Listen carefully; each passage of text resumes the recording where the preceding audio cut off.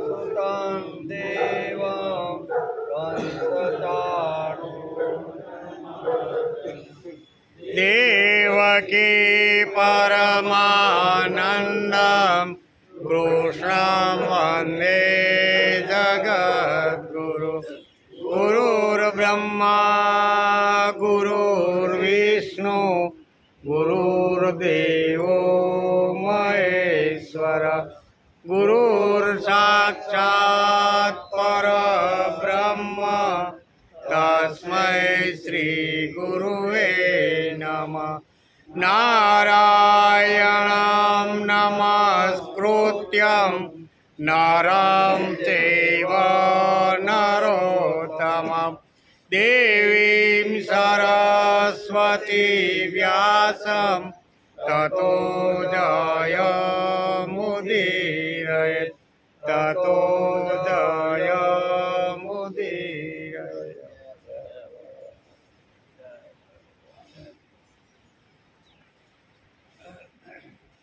माता पितृ सहस्राणि पुत्रदारशतानि च संसारे स्वमनुभूतानि यान्ति यास्यन्ति चापरे। माता पितु सहस्त्राणि એટલે આ સંસારમાં હજારો પિતા અને માતા થઈ ગયા છે, બરોબર। 84 લાખ યોનિમાં ફરતા ફરતા કેટલાય માતા પિતા આપણા થયા છે, એટલે કે આ સંસારમાં હજારો માતા પિતા, સેંકડો સ્ત્રીઓ અને છોકરાઓ આ પૂર્વે આગળના જન્મમાં થઈ ગયા, હાલ થાય છે અને હવે પછી પણ બીજા જન્મમાં આ થતું રહેશે। હર્ષસ્થાન સહસ્ત્રાણિ ભયસ્થાન શતાનિ ચ દિવસે દિવસે મૂઢ આસ્યંતિ ન ચ પંડિતમ। હર્ષસ્થાને સહસ્ત્રાણિ મૂર્ખ માણસને રોજ રોજ આનંદ હજારો કારણો અને ભયના સેંકડો કારણો પ્રાપ્ત થાય છે, બરાબર ને। ક્યારેક હર્ષ થાય ને ક્યારેક આનંદ પણ થાય છે, એટલે હર્ષ સહસ્ત્રાણિ ભયસ્થાની શતાનિ ચ દિવસે દિવસે મૂઢા વિસંતિ ન પંડિતમ। મૂર્ખ માણસને રોજ રોજ આનંદના હજારો કારણો અને ભયના સેંકડો બનાવો પ્રાપ્ત થાય છે, પણ સમજુને એમાંનું કશુંય થતું નથી। સમજુ જે માણસ હોય ને એને કાંઈ થતું નથી। મૂર્ખ અહીં કે છે, મૂર્ખ માણસને 1000 વાર આનંદ આવે અને 1000 વાર શોકની અંદર ડૂબી જાય। કેવો કાંઈ ખારી વસ્તુ પ્રાપ્ત થાય તો એને આનંદ થાય છે, ને કાંઈ મનગમતી ઈચ્છિત વસ્તુ જો પ્રાપ્ત ન થાય તો ઘણીવાર શોકની અંદર ડૂબી જાય। પણ વિદ્વાન છે, જ્ઞાની છે, સત્પુરુષ છે, એને આમાંનું કંઈ અસર કરતું નથી, એમ આ શ્લોકની અંદર કીધું। આજે શ્રીમદ ભાગવતની શરૂઆત થઈ એ 283મો દિવસ। ગઈકાલે આપણે એકાદશા સ્કંદના 12મા અધ્યાયનો આપણે અભ્યાસ કરતા હતા। તેમાં સત્સંગનો મહિમા ભગવાન શ્રી કૃષ્ણે ઉદ્ધવને સમજાવ્યો। હવે ભગવાને ઉદ્ધવના પ્રશ્નની રાહ જોયા વગર સીધા પ્રથમ શ્લોકથી સત્સંગનો મહિમા એને ગાવાની શરૂઆત કરી, એનો આપણે ગઈકાલે વિચાર કર્યો। 12મા અધ્યાયમાં ભગવાને સાધુ સંઘનું મહત્વ ગાયું। સાધુ સંઘ એટલે સાધુ એટલે સંસ્કૃત શબ્દ છે, એનું ગુજરાતી થાય સરળ વૃત્તિનો માણસ। કેવો એકદમ સરળ વૃત્તિનો જે માણસ હોય ને એનું વર્ણન ભગવાને ગઈકાલે અહીંયા ઉદ્ધવની સામે કર્યું, એનો આપણે ગઈકાલે વિચાર કર્યો। માણસને સંઘ કેવો મળે છે તેના ઉપર બધો આધાર છે, તેનો પણ વિચાર આપણે કર્યો। સંઘ કોનો છે ભાઈ? ગમે તેવો વિદ્વાન જ્ઞાની અને ગમે તેવા સારા કુળમાં જન્મેલો માણસ હોય, પણ એ જન્મેલો માણસનો જો સંગ ખરાબ લોકોની સાથે થઈ જાય તો એ ખરાબ બની જાય છે। એમાં વાલિયાનું ઉદાહરણ પણ આપણે આપીને સમજવાનો પ્રયત્ન કર્યો। ભાગવતકાર વેદવ્યાસ લખે છે અને ભગવાન શ્રી કૃષ્ણ ઉદ્ધવને સત્સંગનું મહત્વ સમજાવે છે। ભક્તિ પરમ પુરુષાર્થ છે એમ માન્યું છે। ભક્તિ યોગ અને સત્સંગ વગર સિદ્ધિ મળતી ભક્તિ યોગ અને સત્સંગ વગર સિદ્ધિ મળતી નથી. આ છેલ્લા શ્લોકની અંદર આપણે ગઈકાલે જોતા હતા કે ભગવાને આવી રીતનું ઉદ્ધવને કીધું કે હે ઉદ્ધવ, જો તારે મારી પાસે પરબ્રહ્મ પરમાત્મા સુધી જો પહોંચવાનું હશે ને તો આ બે મોટામાં મોટા સાધન છે. એમાં પહેલું સાધન છે ભક્તિ યોગ અને બીજો છે સત્સંગ. આ બંને સાધનો એવા પાવરફુલ છે કે માણસ ધારે ત્યાં જઈ શકે છે. એનું પણ વર્ણન આપણે ગઈકાલે ગાયું. વિત વિદ્યા શક્તિ યશ મળ્યા પછી ઘણીવાર માણસ બેફામ બની જાય છે. તેથી જ ભાગવતકાર વેદવ્યાસે એકાદશા સ્કંદના 12મા અધ્યાયમાં ભક્તિ અને સત્સંગને વચ્ચે મૂકી દીધા છે. ઘણીવાર માણસની પાસે વિદ્યા આવે, જ્ઞાન આવે, યશ મળે, ઘણું બધું શક્તિઓ મળે અને એક જ માણસની અંદર ઘણીવાર આ બધી શક્તિઓ આવે તો માણસ ખરેખર આવી રીતનો બેફામ બની જાય. તો બેફામમાં જો ન બનવાનું હોય તો ભાગવતકારે બહુ સરસ ઉપાય બતાવ્યો છે અને ભક્તિ યોગ અને સત્સંગના 2 ટીપા અંદર મૂકી દીધા કે ગમે તેટલી શક્તિ હોય, ગમે તેટલી સંપત્તિ હોય, ગમે તેટલી આવી રીતની યશ અને કીર્તિ હોય, પણ જો માણસને બેફામ ન બનવાનું હોય તો આ 2 હથિયાર એને પકડી રાખવા. તો એનો વિચાર આપણે છેલ્લા શ્લોકોની અંદર આપણે કરતા હતા. આજે આપણે થોડુંક આગળ જવાનું છે, બરોબર ને? કે ભાવેન ગોપ્યો ભાવો નગા મૃગા એ મૂઢી ધિયો નાગા સીતા મામી પુતસ્યજ યમ ન યોગેન સાંખ્યેન દાન વ્રત તપોકર વ્યાખ્યાન સ્વાધ્યાય સંસ્યાદે પ્રાપ્તુવાદ યત્નનાનપી. ભગવાન શ્રી કૃષ્ણ ઉદ્ધવને સત્સંગનો મહિમા સમજાવતા આગળ કહે છે. શું કહે છે? તે લોકોને ન તો વેદોનો સ્વાધ્યાય કર્યો હતો કે ન તો વિધિપૂર્વક મહાપુરુષની ઉપાસના કરી હતી. એ જ રીતે તેમણે કોઈ વ્રત તપ પણ કર્યું ન હતું. બસ માત્ર સત્સંગના પ્રભાવથી તે મને બધા પ્રાપ્ત થઈ ગયા છે. આગળ બધા જોયું ને, વિભીષણ છે, હનુમાનજી છે, બધા ભગવાનને પ્રાપ્ત થઈ ગયાનું કારણ શું છે? તો કે આ મહાપુરુષોએ આવી રીતનો સત્સંગ કરેલો હતો. આગળ કે છે ગોપીઓ, ગાયો, યમલાજુન વગેરે વૃક્ષ, વ્રજના હરણાઓ વગેરે પશુ પક્ષીઓ આ સગળા ભાવના દ્વારા જ મને પ્રાપ્ત કરી શક્યા છે. ભગવાન ઉદ્ધવને અહીંયા સમજાવતા કે છે કે સત્સંગનું મહત્વ કેટલું છે. હું જ્યારે 11 વર્ષને 52 દિવસ સુધી ગોકુળ અને વૃંદાવનની અંદર હું રહ્યો અને એ વખતે જે મેં કાંઈ લીલા કરી એની અંદર મારું મન પોરવી, મારો સંગ કરી અને આ બધા મોક્ષ ગતિને પામ્યા છે. એવું ભગવાન કહે છે કે આ લોકોએ કાંઈ આખ્યાન, વ્યાખ્યાન, કથા, કીર્તન, સ્વાધ્યાય અથવા ઉપનિષદોનો કોઈ અધ્યાય કર્યો નહોતી. ગોપીઓ પણ કાંઈ ઉપનિષદ વાંચવા ગઈ નહોતી, પણ એણે મારો સંગ કર્યો, એને મારા સંગમાં એ મળી ગઈ. તેથી આજે બધી જ મુક્ત થઈ ગઈ છે. એટલે ગોપીઓનું વર્ણન કર્યું છે, ગાયોનું વર્ણન કર્યું છે, પશુ પક્ષીઓનું વર્ણન કર્યું છે. આ બધું વર્ણન કરીને ભગવાન અત્યારે એને સમજાવે છે કે હે ઉદ્ધવ, આ સગળા ભાવના દ્વારા જ મને પ્રાપ્ત કરી શકાશે. આ ઉપરાંત કાલિય નાગ જેવો મૂઢ બુદ્ધિવાળો પણ મને પ્રાપ્ત થઈ ગયો છે. આવા બીજા પણ કેટલાય છે જેમણે માત્ર પ્રેમપૂર્વક ભાવ દ્વારા જ અનાયાસે મારી પ્રાપ્તિ કરી લીધી છે. એ સત્સંગનું જ ફળ છે. સત્સંગનો મહિમા બહુ સરસ રીતે ભગવાન ઉદ્ધવને સમજાવે છે કે કાલિય નાગ જેવો ખૂંખાર આવી રીતનો જે જડવાદી અને મૂઢ બુદ્ધિવાળો હતો ને, એ પણ મારો સંગ કરીને મુક્ત થઈ ગયો છે. એવા ભગવાન અત્યારે ઉદ્ધવને કહે છે. હે ઉદ્ધવ, મોટા પ્રયત્નશીલ સાધકો, યોગીઓ સાંખ્ય, દાન, વ્રત, તપ, યજ્ઞ, શ્રુતિઓની વ્યાખ્યા, સ્વાધ્યાય અને સંન્યાસ વગેરે સાધનો દ્વારા મને પ્રાપ્ત કરી શકતા નથી. તે સત્સંગથી મને પ્રાપ્ત થઈ જાય. આટલો મોટો પ્રયત્ન કરે, બરોબર, છતાંય મને પ્રાપ્ત કરી શકતા નથી. મને પ્રાપ્ત કરવા માટેનો એક જ રસ્તો છે. સત એટલે પ્રભુ અને પ્રભુ સાથેનો સંગ. સત્સંગ બહુ મોટો શબ્દ છે. સત એટલે પ્રભુ અને સંગ એટલે ભગવાનની સાથે જોડાઈ જાઓ. ભગવાનની સાથે ખાલી જોડાઈ જાઓ, પછી આખ્યાન વ્યાખ્યાન કથા સત્સંગ અથવા આવી રીતે તપ છે, વ્રત છે, યજ્ઞ છે, શ્રુતિઓનું વાંચન અભ્યાસ નહીં કરે તો પણ એકવાર મારી સાથે જોડાઈ જાય ને તો આ બધું ઓટોમેટિક આવી જાય છે.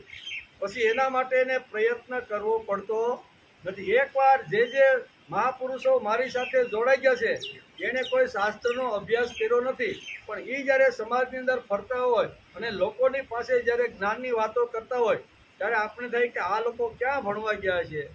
એ ક્યાંય ભણવા ગયા નથી, ક્યાંય થોતા ઉથલાવ્યા નથી, પણ ભગવાનની સાથે એને જોડાણ કરી દીધું છે.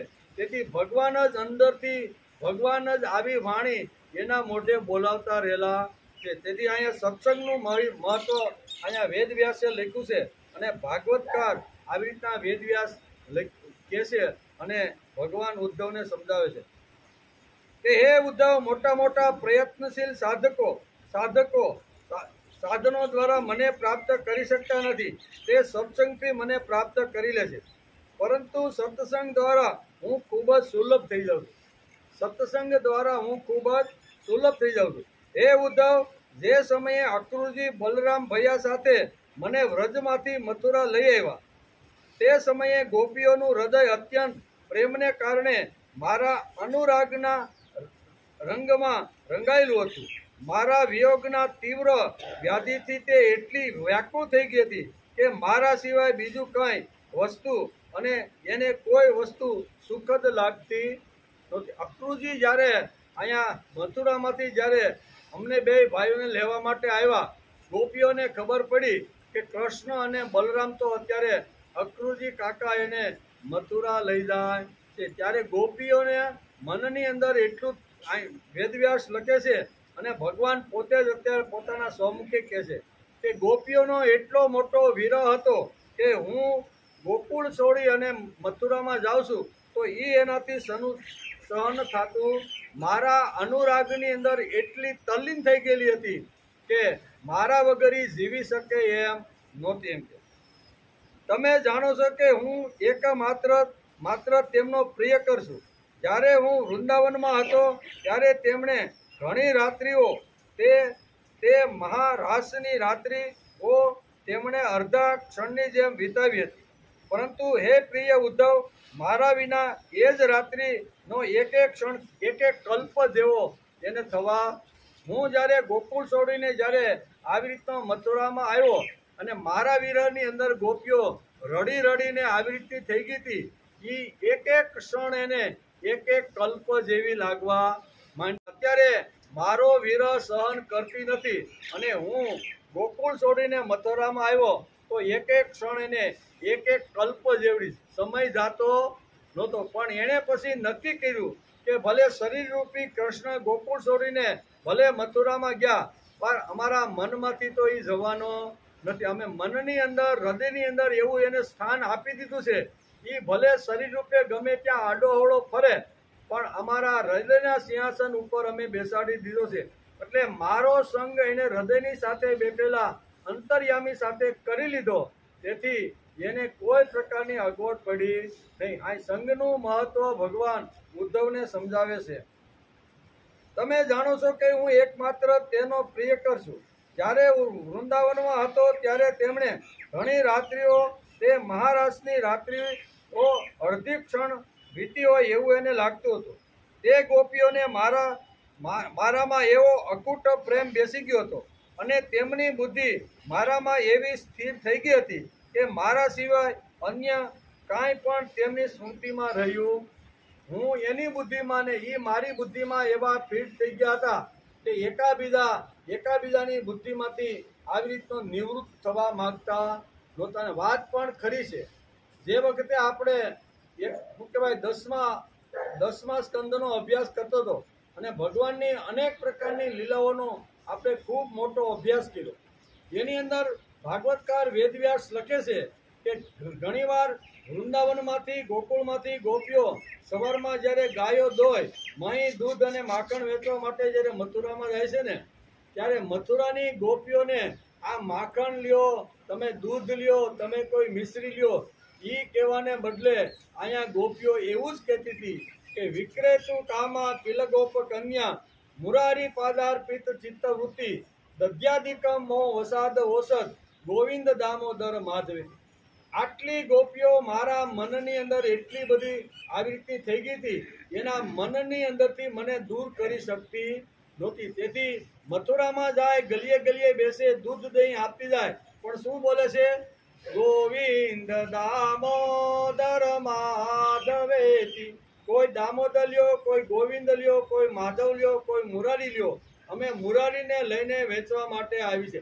આટલી ગોપીઓ મારા માટે આવી રીતની પાગલ થઈ ગયેલી હતી. આ ગોપીઓ જ્યારે અહીંયા જ્યારે એક એક ઘરે ઘરે જાય છે, ગૃહે ગૃહે ગોપ વધુ કદંબા આવ્યું હતું ને, કે ગૃહે ગૃહે ગોપ વધુ, એક એક ગૃહ એટલે ઘર, એક એક ઘરની અંદર મથુરાની અંદર બેસી અને ગૃહે ગૃહે ગોપ વધુ કદંબા, એક એક ઘરે જાય બેસે, એની સાથે બધી વાતો કરતા કરતા એ મહારાજા નામનો ઉચ્ચાર કરતી હતી. એ મહી ક્યાં રહી ગયું, માખણ ક્યાં રહી ગયું, દૂધ ક્યાં રહી ગયું, મિશ્રી ક્યાં રહી ગઈ.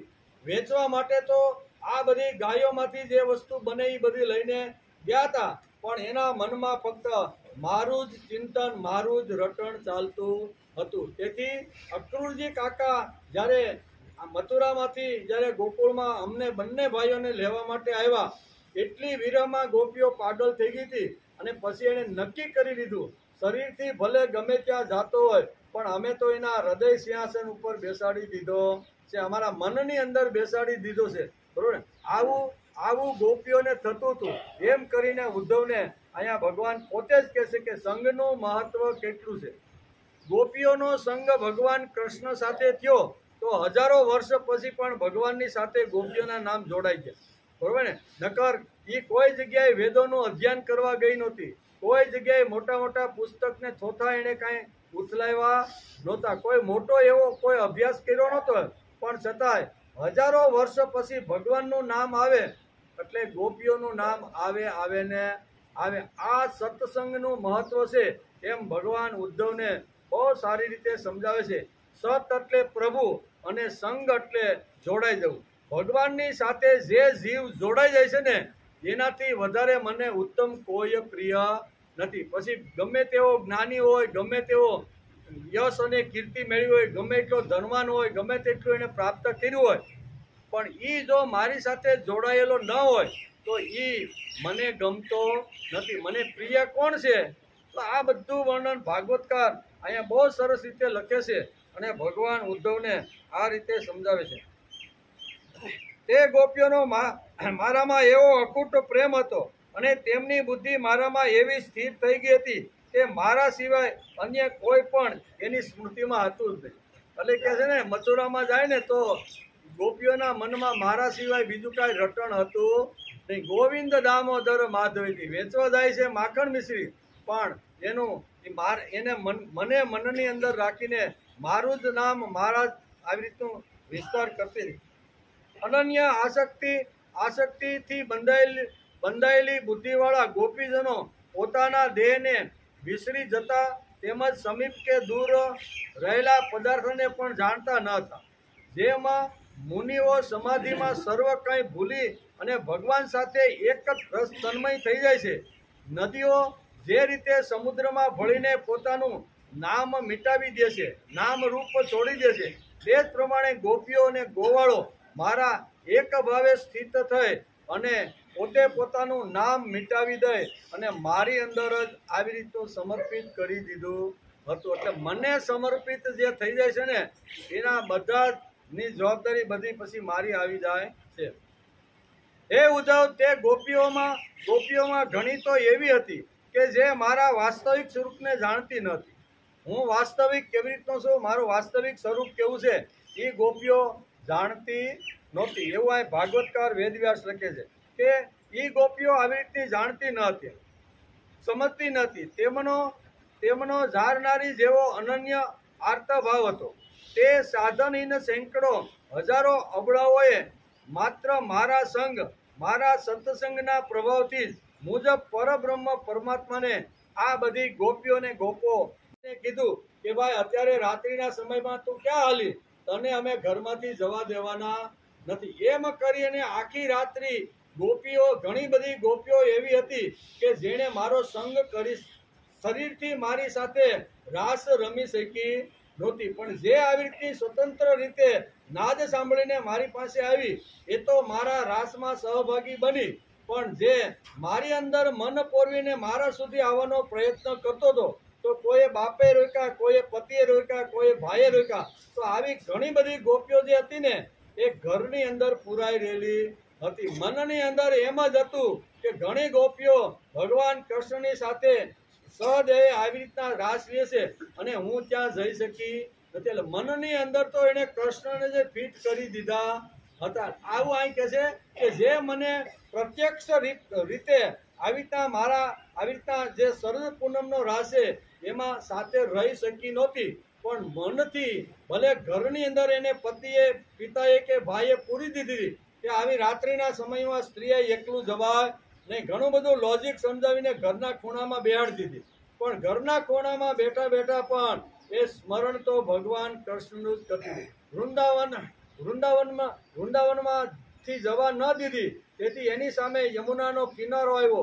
સરસ મજાની આવી રીતે વહેતું રહેલું આવી રીતનું યમુનાનું પાણી દેખાવાનું. મનની અંદર આ બધું ગોપીઓ જે જવા ન દીધી ને એના મનમાં આ બધું ઊભું થઈ જાય છે. કાંઈ ભગવાન આ શબ્દ વાપરે છે કે હે ઉદ્ધવ, જે વખતે મેં આવી તો શરદ પૂર્ણિમનો રાસ રહીશો અને એમાં જે ગોપીઓ સહભાગ થઈ એ તો સહભાગી થઈને મને પ્રાપ્ત થઈ ગઈ છે, પણ મારા સુધી જે નથી આવી શકી ને એ પણ વિશેષ રૂપે મને જ પ્રાપ્ત થઈ ગઈ છે. સુંદર મજાનું છે. એટલે ભલે ભગવાન પ્રત્યક્ષ આપણે કદાચ જવાનો સમય ન મળે, પણ આપણું જો મન ત્યાં પહોંચી જાય ને તો એ મનનો ભગવાન સ્વીકાર કરી લે છે. એમ આ ઉદ્ધવને કહે છે, હે ઉદ્ધવ, તે ગોપીઓમાં ઘણી તો એવી હતી કે જે મારા વાસ્તવિક સ્વરૂપને જાણતી ન હતી.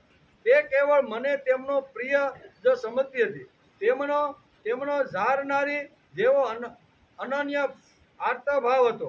તે સાધનહીન સેંકડો હજારો અબળાઓએ માત્ર સંગના પ્રભાવથી જ મુજ પરબ્રહ્મ પરમાત્માને એને પ્રાપ્ત કરી લીધા છે. એટલે સંગનો અથવા સત્સંગનું મહિમા ભગવાન પોતે જ પોતાના મુખારવિંદમાંથી ઉદ્ધવને સમજાવે છે. તેથી હે ઉદ્ધવ, તમે પ્રવૃત્તિ અથવા નિવૃત્તિ, વિધિ અથવા નિષેધ, આ લોક અને પરલોકમાંથી સઘળા કર્મનો ત્યાગ કરીને સમસ્ત પ્રાણીઓના આત્મ સ્વરૂપ એકમાત્ર મુજ પરમાત્માના અનન્ય ભાવથી મારા શરણે તમે આવી જાઓ. ભગવાન શું કહે છે કે બધું તમે છોડો. હવે તમે જે પકડીને જે ઘણી વસ્તુ બેઠા છો ને એ તમારે પ્રવૃત્તિ નિવૃત્તિમાંથી આ બધું જે છે નિષેધ છે અને આવી રીતની જે વિધિ છે પરલોક અને આલોક એ બધું પકડીને જે બેઠા છે એ બધું છોડીને ફક્ત તમે મારા શરણે અનન્ય ભાવથી તમે મારા શરણે આવી જાઓ. પછી તમને કોઈ પ્રકારનો ભય રહેશે.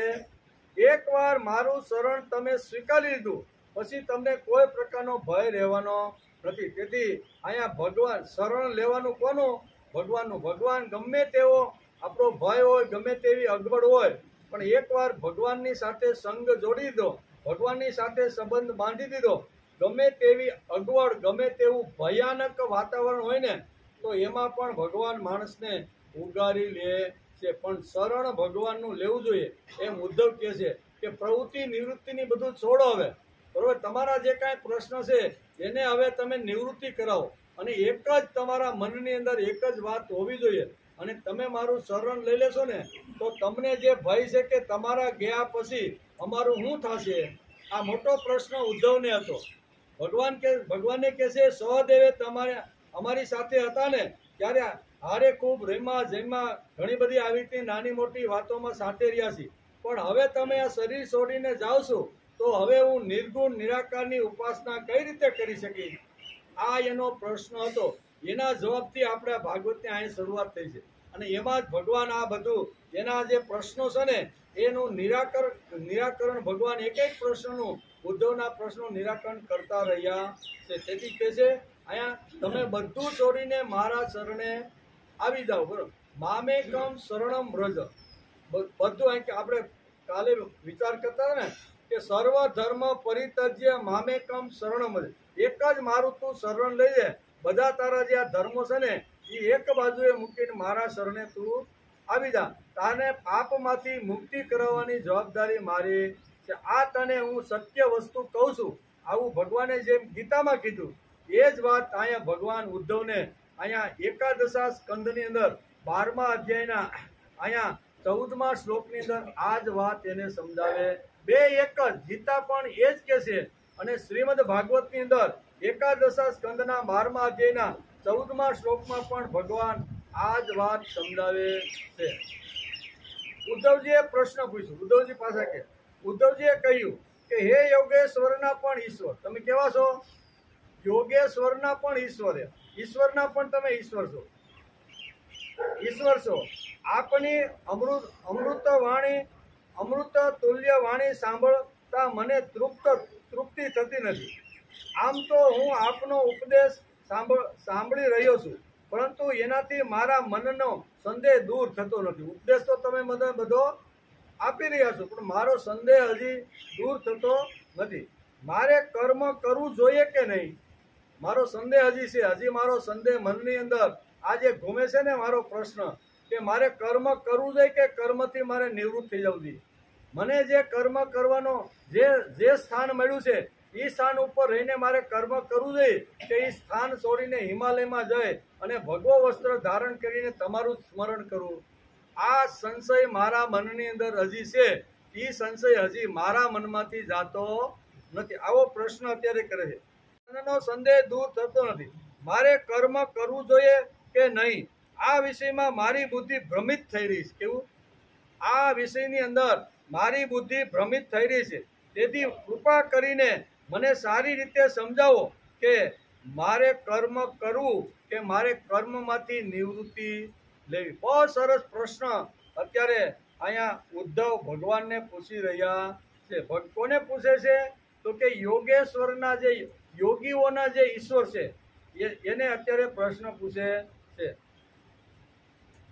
સંશયમ શૃણવતો વાચમ તવ યોગીશ્વરેશ્વરમ ન નિવર્તન્તે આત્મસ્તો ન ભ્રામયતિ. મને ભ્રમ થઈ રહ્યો છે.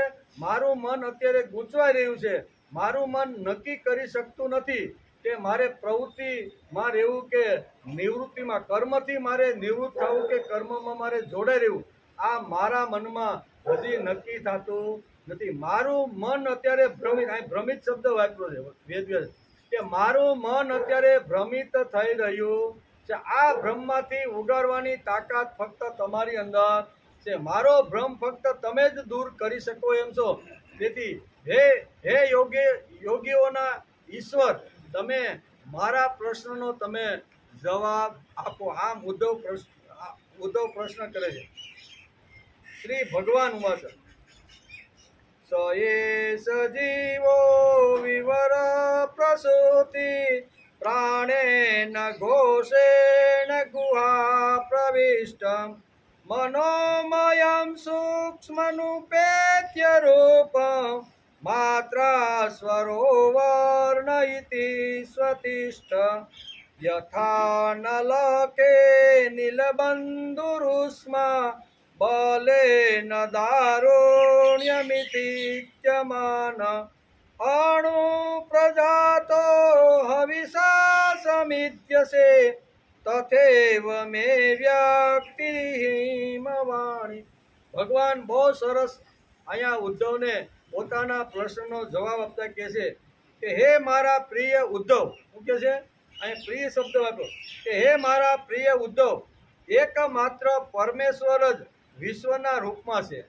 આખું જે ઉત્પત્તિ સ્થિતિ અને આ જે લય કરવાવાળી જે શક્તિ છે ને એ આખા જગતમાં એક જ શક્તિ બધી જગ્યાએ સ્થિત થઈને રહેલી છે. આમ ભગવાન એને કહે છે જીવ યતિ ઇતિ જીવ. જીવનો અર્થ જીવ યતિ ઇતિ જીવ. તેથી જીવ રૂપે પરમાત્મા છે. તે પરમેશ્વર જ પ્રથમ અનાહત નાદ સ્વરૂપ સ્વરૂપ પરાવાણી નામના પ્રાણની સાથે મૂલાધાર ચક્રમાં પ્રવેશ કરે છે. હવે આખું એને શરીરની અંદર જે આ બધી જે નાડીઓ છે અને નાડીઓની અંદર જે પ્રાણ જે વહેતો રહેલો છે એનું સુંદર મજાનું અહીંયા જીવ એટલે ઉદ્ધવને ભગવાન વર્ણન કરે છે કે જીવ રૂપે જ પરમાત્મા છે. આ જીવ છે ને એના રૂપમાં જ પરમાત્મા છે. તે પરમેશ્વર પ્રથમ અનાહત નાદ સ્વરૂપ પરાવાણી નામના પ્રાણથી મૂલાધાર ચક્રમાં પ્રવેશ કરે.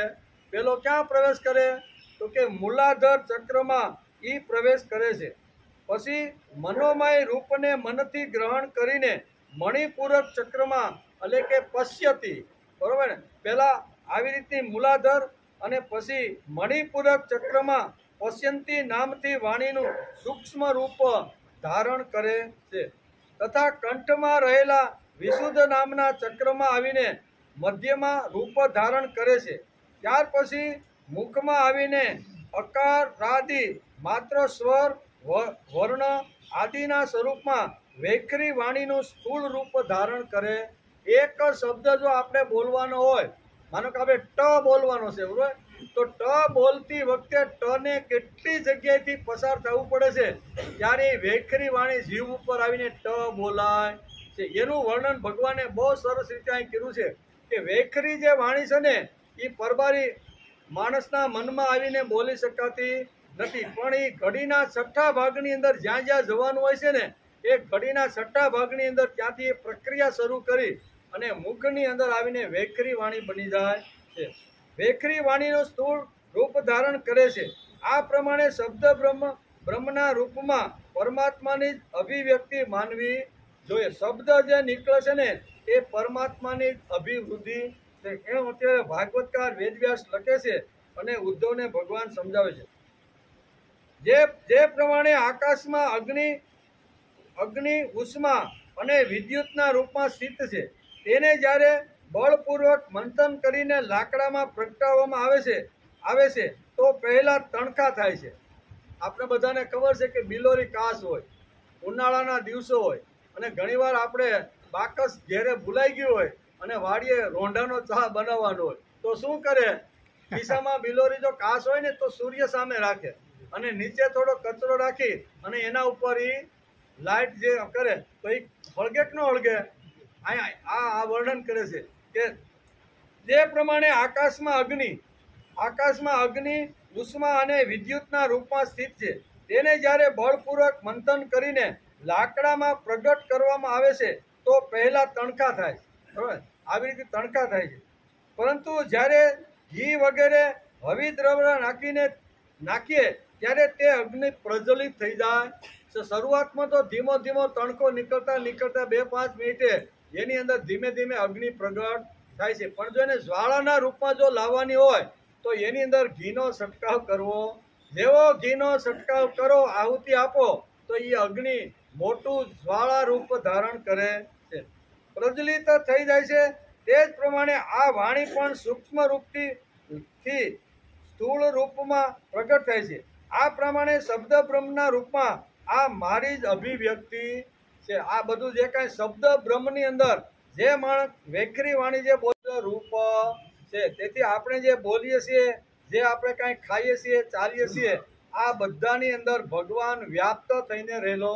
એમ ભગવાનને એમ કહેવાનું છે કે શરીરની અંદર બધી જ વસ્તુ ભગવાન આપણા અંદર એને કાર્યાન્વિત રહેશે, કાર્ય કરતો રહેલો છે. પછી વાણીથી બોલવાનું હોય, કાનથી સાંભળવાનું હોય, આંખથી જોવાનું હોય, પગથી ચાલવાનું હોય, હાથથી કંઈક કામ કરવાનું હોય તો બધી જ જગ્યાએ મારી શક્તિ અભિભૂત થયેલી છે. ભગવાન કહે છે શરીરના દરેક અંગની અંદર મેં આવી રીતના દેવતાઓને જ બધાને બેસાડેલા છે. દેવતાઓ, હું જે પ્રમાણે દેવતાઓને આજ્ઞા આપું છું એ પ્રમાણે દેવતાઓ ત્યાં કામ કરતા રહેલા છે. તેથી બધા જગ્યાએ શરીરથી અંગૂઠાથી માંડી અને માથા સુધીની દરેક જે પ્રક્રિયા જે કરે છે તે હું કરતો રહેલો છું. ભગવાન જો આટલી મોટી આપણા માટે જો કામ કરતા હોય તો ભગવાન માટે રોજ માણસે કૃતજ્ઞતા વ્યક્ત કરવી કે ભગવાન બોલાવ્યા વગર, કીધા વગર, બરોબર, અને આમંત્રણ આપ્યા વગર તમે મારા શરીરમાં રહીને મારી પ્રત્યેક ક્રિયાને તમે સમયે સમયે બધું જ કામ કરાવતા રહેલા. તો આવી કૃતજ્ઞતા ભાવથી ભગવાનને રોજ માણસે યાદ કરી લેવા જોઈએ. તેથી કૃતજ્ઞતાનો ગુણ આવ્યો. ગુણો ઘણા છે, પણ બધા જ ગુણોની અંદર શ્રેષ્ઠમાં શ્રેષ્ઠ જો કોઈ ગુણ હોય ને તો એ કૃતજ્ઞતાનો ગુણ છે. કૃતજ્ઞતાનો ગુણ છે. આજે જગતમાં બે પ્રકારના વિરુદ્ધ વિચારધારાના પ્રભાવો વહી રહ્યા છે. એક વર્ગ કેવળ ઉપવાસ, આરતી, ધ્યાન, પ્રસાદ વગેરે કરનારને ધર્મ સમજી અને સંતોષ માને. સમાજની અંદર આપણે જો ફરીએ ને અને બુદ્ધિથી આપણે સમાજનું દર્શન કરીએ ને, સમાજના લોકોનું, તો બે પ્રકારના લોકો આપણે સમાજમાં જોવા મળે છે. એક વર્ગ એવો છે કે જે કેવળ ઉપવાસ કરે છે, કેવળ આરતીના દર્શન કરે છે, કેવળ ધ્યાન ધરે છે અને પ્રસાદ સમજી અને બધું કરતો. આટલું કરનારો એક વર્ગ આપણે સમાજમાં જો, એ પછી બીજું કાંઈ કરે નહીં, આટલું એ કરતો હોય છે. એને તે ધર્મ માનીને સંતોષ અનુભવે છે. એટલું જ નહીં, સમાજ પણ તેને ધાર્મિક ગણે છે. બરોબર, સમાજ પણ શું કહે છે કે આ ભાઈ આ 80 વર્ષના બાપા થયા ને અને 20 વર્ષથી એને એકાદશી રહેવાનું ચાલુ કર્યું છે ને, 8 વર્ષમાં એકેય એકાદશી એને તોડી કે એને આવી રીતે કરી, આપણે એને ધાર્મિક સમજીએ. પછી ઘણા કે રોજ અમારા બાપા સવારે અડધો કલાક અને સાંજે અડધો કલાક મંદિરે જાય, આરતી કરે છે, પ્રસાદ લે છે, એકાદશીના ઉપવાસ કરે છે. એટલે આટલું જ ખરેખર ધર્મની અંદર લઈને ઘણા લોકો આવી રીતના સંતોષ માનતા રહેલા છે. બીજો એક બૌદ્ધિક અને તર્ક બુદ્ધિ ચલાવવાળો બીજો એક સમાજમાં એક વર્ગ છે, અને એ વર્ગ કંઈક જુદું જ વિચારી રહ્યો છે. એક એટલે કે એટલું જ નહીં, પણ સમાજ તેને ધાર્મિક ગણે છે. જ્યારે આ બધું જોઈ તર્ક બુદ્ધિવાળો વિચારશીલ વર્ગ આ કહેવાતા ધર્મને પરિણામે સર્જાયેલી ગતાનુગતિ તરફ નફરત અને ઘૃણાની દ્રષ્ટિથી જોવે. જે તર્ક ચલાવવાળો છે, બુદ્ધિ ચલાવવાળો છે, એ આ કોઈના ઉપવાસ, મંદિરે જવું, પ્રસાદ લેવો, આરતી કરવી, શું કહેવાય આવી રીતે ચંદન તિલક, આ બધું જોઈને એક બુદ્ધિશાળી તર્ક ચલાવવાળો, આ બુદ્ધિશાળી તર્ક કરવાળો એક વર્ગ છે, તે ધર્મને પરિણામે સર્જાયેલી ગતાનુગતિ તર જોઈ અને નફરત ઊભી કરે. આવો થોડો ધર્મ હોય, આવું ઘણીવાર તર્ક ચલાવનારને થતું હોય છે. પરિણામે કહેવાતો ધર્મ ભ્રાંત થયો છે. ફર્નિચર એટલે ઉપર ચડી ગયેલી જે ધૂળ હોય તો એ ધૂળ આપણે ખંખેરીને પાછા ફર્નિચરને ઉપયોગમાં લઈ છીએ કે નહીં? 2-3 મહિના આપણે ઘર બંધ રાખ્યું હોય અને પછી આપણે ઘર ખોલીએ, બરોબર ને, અને ખોલી તો માથે ઘણી બધી ઝાડા અને ધૂળ બધી બાજી ગઈ હોય છે. ફ્રીજ હોય છે, ઘણું બધું ટીવી હોય છે, ફ્રીજ હોય છે, આવા ઘણા બધા કિંમતી સાધનો હોય અને 2-3 મહિના માટે આપણે ઘર બંધ કરીને આપણે ગામડે ત્યાં સુરત રહેવા આવવાનું થાય અને 2-3 મહિના પછી આપણે બહાર સુરતથી પાછા ગામડે જઈએ તો અને ઘર ખોલીએ તો આ બધા સાધનો ઉપર ધૂળ લાગે કે નહીં, કરોળિયા બાજે કે નહીં? 2-3 મહિના સુધી સાફ સફાઈ થઈને એટલે એ અંદર કરોળિયા અને ધૂળ બાજી જાય છે. તો માણસ એમ કે ના ના હાલો આ બધા ટીવીને ફેંકો ને ફ્રીજને કાઢી નાખો ને ચૂલાને આવી રીતનું એમ કહીને ઘા કરે છે. એ ઘા કરતો નથી. જરૂર પડે તો 1-2 મજૂરને લાવી સાફ સફાઈ કરીને ફરીથી પાછા ઉપયોગમાં લેશે કે નથી લેતા? એમ ધર્મનું પણ છે. આજે તર્ક અને બુદ્ધિ ચલાવવાળા લોકો જે છે ને એ આવી રીતના એ સમાજની અંદર જે આવી રીતના ફક્ત કર્મકાંડ અને ગતાનુગતિકથી જે ધર્મનું આચરણ કરીને જીવે છે એના તરફ જોયા પછી અકલમંદ અને તાર્કિક લોકોને એવું થાય છે કે આવો કાંઈ ધર્મ હોય ખરો? પણ એ ભાઈએ વિચાર કરવો છે કે ધર્મના મૂળના પાયામાં કઈ વાત હતી. ભલે આ ભાઈએ ગમે તેવું આડું કરીને આવું બધું કરતો રહેલો છે તો એણે પણ આવી કહેવાનો અર્થ કે ધર્મનું મૂળ જે તત્વ છે એ તત્વને ફેંકી દેવા જેવું નથી. ધર્મની અંદર કદાચ ધૂળ લાગી જાય, ગ્લાની લાગે ને, એટલે તો અહીંયા ભગવાને કેવું પડ્યું કે યદા યદા ઈ ધર્મસ્ય ગ્લાની. ગ્લાની શબ્દ વાઇટનો કેવો? ગ્લાની એટલે ધર્મ જે છે, ધર્મ તો રહેવાનો, ધર્મનો નાશ થવાનો નથી. ઘણા કહે ને કે ધર્મનો જ્યારે નાશ થાય ને ત્યારે ભગવાન અવતાર લઈને આવશે, તો ભગવાને ગીતામાં આવું નથી કીધું. ભગવાને શબ્દ વાપર્યો છે કે યદા યદા હિ ધર્મસ્ય ગ્લાની. ધર્મની ઉપર જ્યારે રજ લાગી જશે, કરોળિયા બાજી જશે અને આવી રીતના અધર્મને ધર્મ સમજીને લોકો જ્યારે આવી રીતનું આચરણ કરવા લાગશે ને ત્યારે હું આવીશ અને એના ઉપર જે રજ બાજી છે, ગ્લાની એટલે રજ, ગ્લાની એટલે ધૂળ અને ગ્લાની એટલે કરોળિયા જેવું જે કંઈ બાજી ગયેલું હોય ને એ જે આપણા ફર્નિચર ઉપર જે બાજી ગયું હોય તો આપણે ફર્નિચરને ફેંકી દેતા નથી. એમ ધર્મને કાંઈ ફેંકી દેવાનો નથી, પણ ધર્મ ઉપર કાળાંતરે શું થાય, કાળાંતરે એની ઉપર આવી રીતની ઘણીવાર મેષ બાજી જાય છે. જેમ ફાનસ હોય, ફાનસના પોટાની અંદર સાંજે જ્યારે કરી ત્યારે ખૂબ એકદમ પ્રકાશ જોઈને તો આપણે એમ થાય કે ખરેખર આ જ છે. પાંડુરંગ શાસ્ત્રી ઘણીવાર ઘણી બધી વાતો કરે છે. એમાં આ પણ એક વાત કરે છે કે ધર્મનું ઓરિજિનલ જો રૂપ જોવું હોય ને, અહીંયા ગંગાનું ઓરિજિનલ જો રૂપ જોવું હોય, ખળખળ વહેતી ગંગા જ્યાંથી એનું ઉદ્ભવ સ્થાન છે ને એ ગંગોત્રી પાસે જઈને તમે એની સામે ઉભા રહ્યો ને ત્યારે તમને એની શુદ્ધતા, એની પવિત્રતા, એના પ્રત્યેનો ભાવ એટલો છે કે ઓહ કેટલી શુદ્ધ, કેટલી પવિત્ર, કોઈ પ્રકારનો ડાઘ નહીં, કોઈ પ્રકારની ગંદકી નહીં. આટલી શુદ્ધ અને પવિત્ર ગંગાને જોયા પછી માણસ એમાં તલ્લીન થઈ જાય. પણ એ જ ગંગા 2000 કિલોમીટર કાપી ધીમે ધીમે અનેક રાજ્યમાંથી પસાર થતી જ્યારે અહીંયા ગંગા સાગર એટલે કલકત્તામાં જે સમુદ્ર છે એને જ્યારે ગંગા મળે છે ને તો એ ગંગાને જોયા પછી એમ લાગે કે આનું નાહવાનું તો એક બાજુ રહી ગયું, પણ માણસ આચમન લઈને આવી રીતનું શરણામત પણ લઈ શકતો. એટલી ગંદી છે. જે લોકો ગયા છે એને ખબર, અમે ગયા હતા પણ ખબર છે.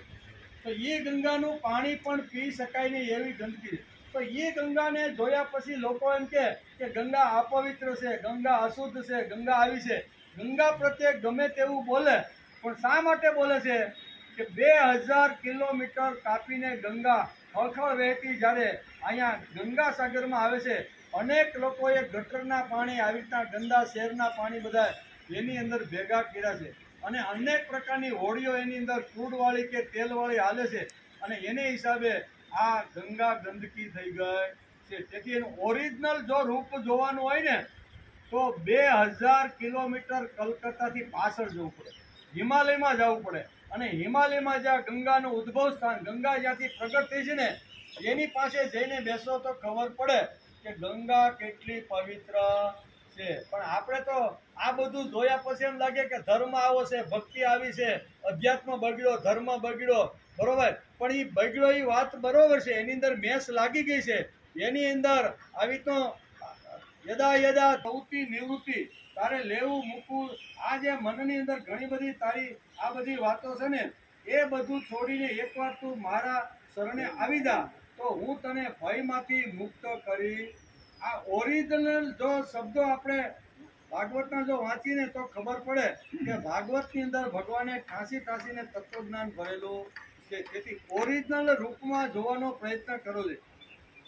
કેવી રીતે ધર્મ પ્રવૃત્તિ નિવૃત્તિ પર ચઢેલી ભ્રાંત ગેરસમજણ દૂર કરશું તો સાચો ધર્મ આપને ખબર પડશે. ધર્મની ઉપર લાગેલી જે મેસ છે ને એ જો આપણે દૂર કરશું તો સાચો ધર્મ આપને ખબર પડશે અને તે જ ધર્મ સાચો પ્રકાશ આપી શકે. અનંત યોનિઓમાં શ્રેષ્ઠ યોનિ એટલે માનવ. એવી ભગવાને ઘણી બધી યોનિઓ આ જગતની અંદર નિર્માણ કરી છે. નિર્માણ કરવાવાળા પણ ભગવાન છે. આ જગતની અંદર 84 લાખ યોનિઓ ભગવાને નિર્માણ કરી છે. એમાં આપને બધાને ખબર છે કે બધી યોનિઓમાં શ્રેષ્ઠ યોનિ એટલે એ માણસ છે. શા માટે? તો કે માણસ ધર્મથી જુદો પડે છે. ધર્મ ન હોય તો પશુ અને માણસમાં કોઈ ફરક પડતો નથી. તેથી શાસ્ત્રમાં બહુ સરસ રીતે આપણે આના ઉપર સમજાવવાનો પ્રયત્ન કર્યો છે કે માણસને જો બીજા પશુ પક્ષીથી જો જુદો પાડવાનો હોય ને તો એના માટે શું કરવું પડે? તો શાસ્ત્રકારો એક સરસ મજાનો એક શ્લોક આપ્યો છે. એ છે આહાર નિંદ્રા ભય મેતુ નચ્છ સામાન્ય મેતત પશુભી નરણ ધર્મો હિ તેષામ અધિક વિશેષ ધર્મેણ હિ નાહી પશુભી નરણ. શાસ્ત્ર વાંચી તો ખબર પડે કે માણસ અને પશુ કેવી રીતના જુદા પડે છે અને જુદા પાડવા માટેનું તત્વ કયું છે? બે જે પશુ અને એક બાજુ માણસ છે, એક બાજુ પશુ છે, એને બેને જુદા પાડવા હોય તો એના માટેનું તત્વ કયું છે? તો એના માટેનું તત્વ છે ધર્મ. ધર્મે હિ તેષામ કીધું છે એવા ઋષિઓના મુખારવિંદમાંથી આવા બધા શ્લોકો નીકળતા રહેલા છે કે આહાર, નિંદ્રા, ભય અને મૈથુન આ ચાર વસ્તુ છે ને એ ચારે ચાર વસ્તુ પશુમાં પણ છે અને માણસની અંદર પણ છે. તો માણસ અને પશુ સરખા ક્યાંક નહીં. આહાર માણસ લે, નિંદ્રા આહાર પોતાના બાળકોને જન્મ આપે, પછી એને મોટા કરે, એના બાળકો થાય, આવી તો સંસાર માણસનો ચાલે છે. તો એવી રીતે પશુમાં છે. પશુ પણ આહાર લે છે, એ પણ ઊંઘ લે છે, એ પણ પોતાનો સંસાર આવી રીતનો થાય છે. અને કાંઈ જો આડોઅવળું થાય તો એને પણ ભય લાગે. જેમ માણસને ભય લાગે એમ પશુને ભય લાગે. માણસને જેમ ભૂખ લાગે એમ પશુને પણ ભૂખ લાગે. માણસ પોતાનો સંસાર જેમ આગળ વધારે એમ પશુ પક્ષી પણ આવી રીતનો સંસાર કરતા રહેલા છે. તો આ બે ચારે ચાર વાતો જો બેમાં હોય તો માણસ અને પશુમાં શું ફરક? તેથી શાસ્ત્રકારો કહે છે કે આહાર, નિંદ્રા, ભય, મૈથુન સામાન્ય મેતત પશુ બિંદ્ર.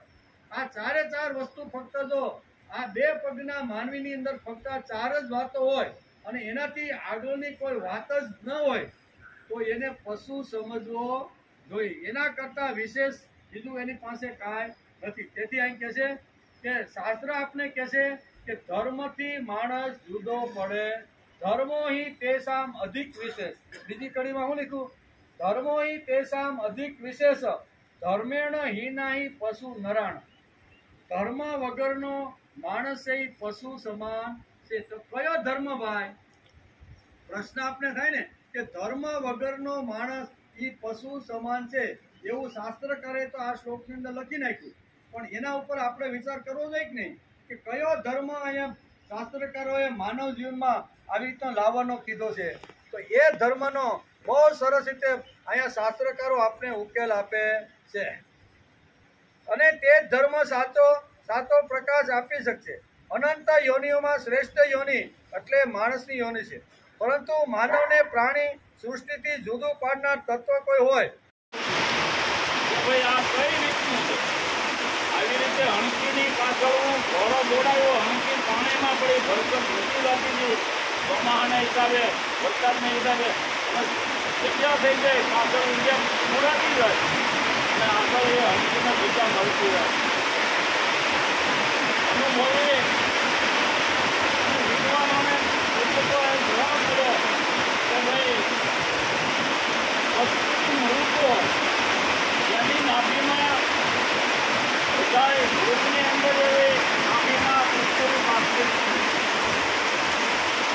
અમુક એવા લોકો એની નાભીમાં પુષ્કળ માથું તો એવી અમુક માતા એવી હોય આઈપીએ એના માતાની નાભી તો મનુષ્યની અંદર એ ઢાળી હોય. 10:15 ટાઈમ થયો છે અત્યારે. વરસાદ તો જો વિઠ્ઠલભાઈ વરસાદ. અરે ઓહો પાણી પાણી થઈ જાય ભાઈ. ભાઈ ભાઈ ઓહો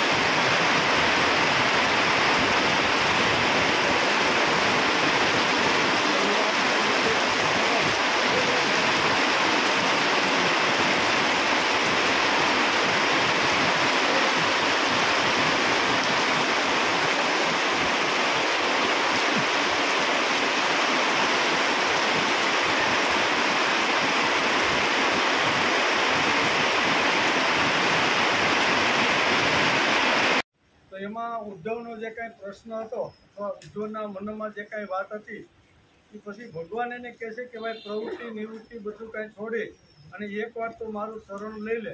હું જ સર્વ વ્યાપક રહેલો વિભુ છું. કેવો? સર્વ વ્યાપક રહેલો વિભુ હું જ છું. એકવાર મારા શરણે તું આવી જા, પછી તારો જે ભય છે, તારી જે કાંઈ તકલીફ છે એ બધી દૂર થઈ જશે. એટલે આના ઉપર આપણે વિચાર ચાલતો રહેલો છે, બરોબર.